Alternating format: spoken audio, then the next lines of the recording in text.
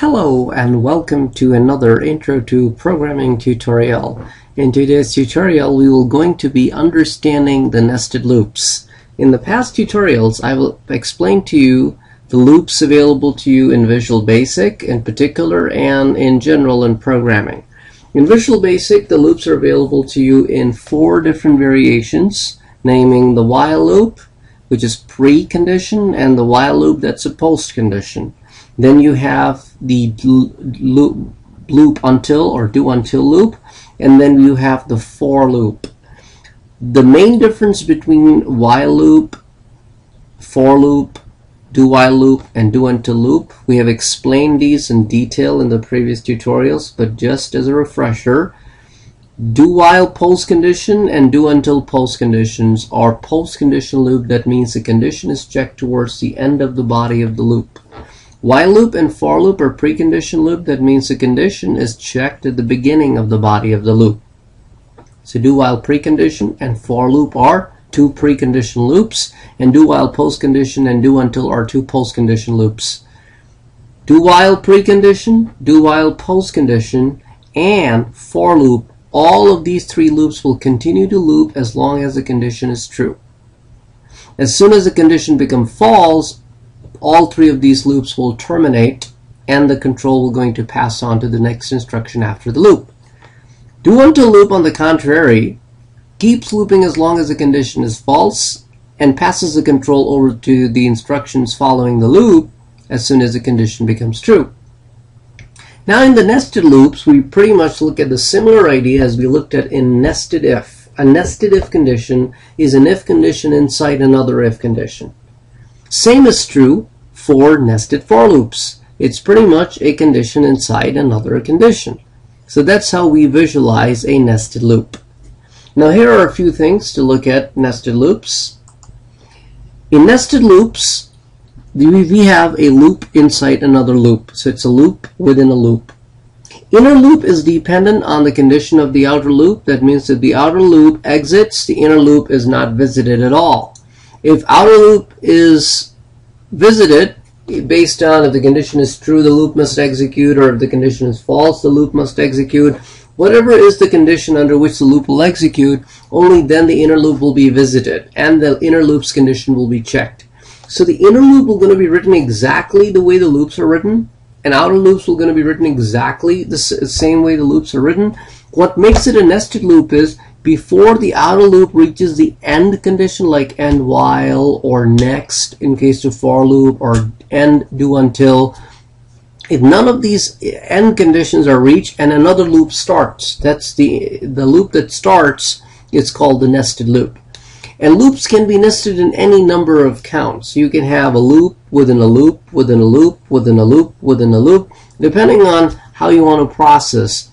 Generally speaking, for this course, when I'm going to start working with arrays, you're probably going to see maybe 2-3 levels of nesting, but nothing more than that. Generally speaking, we don't go more than 3-4 nesting. So loops can be nested in any number.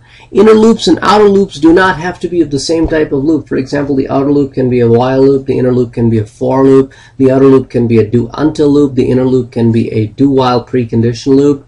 The outer loop could be a count control loop, the inner loop could be an event control loop, or outer loop can be an event control loop and inner loop can be a count control loop. It could be in any combination. They could be same loops, they could be different loops, so there is no restriction as far as the loop types is concerned. And also the inner loop and outer loops can be of different types. So all of these things can be kept in mind in generalizing these loops. Now let's look at how is the working of the loops actually work. The best way to analyze this is how you notice the clock works. In order for 1 minute to proceed, you need to have 60 cycles of seconds completed.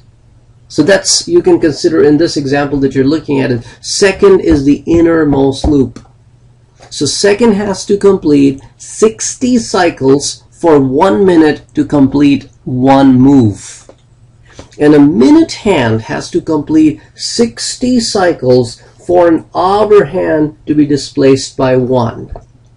So in order for an hour hand to be displaced, the second hand has to technically move 3,600 times, 60 times for each minute, and there are 60 minutes in an hour, so 60 times 60, which is 3,600.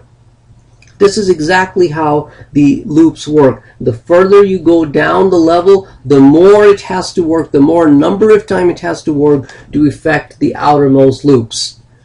So in order to get to the minute hand, the hour hand has to be true because it's an outer loop. In order to get to the second hand, the minute hand has to be true. So second hand we're going to be visited. Second hand we're going to keep looping as long as it does not reaches a 60 mark. Once it reaches the 60 mark, the second hand will go to pass the control back to the minute hand. Now minute hand will be displaced by 1. So now the next count of the minute hand will start, and now second hand is to again work for 60 times for the minute hand to be going to the third option. And then the fourth option, fifth, all the way the minute hand will going to complete all 60 of its minutes.